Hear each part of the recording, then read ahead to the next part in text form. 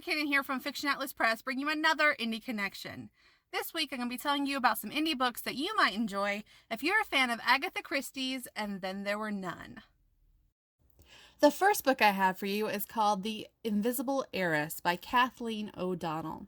Preston Blair, a blogger with a dark sense of humor, is committed to a private psychiatric hospital, accused of a shocking crime.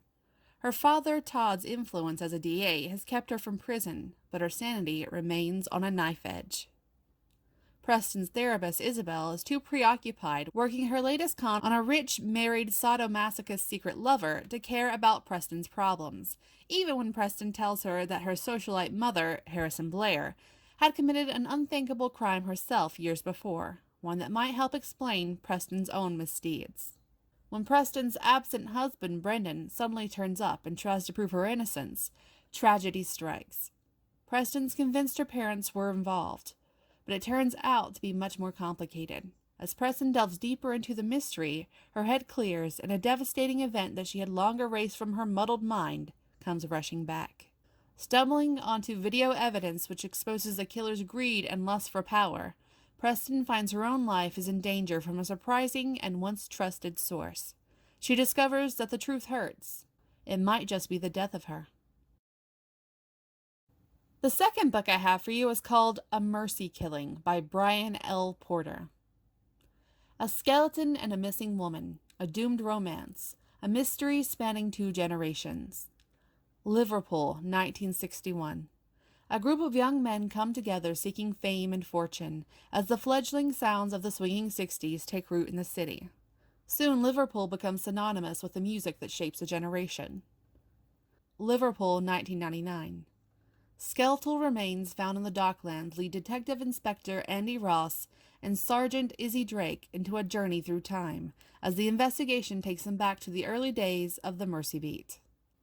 Whose bones laid beneath the mud of the River Mersey for over 30 years, and what links them to a young woman missing for the entire time?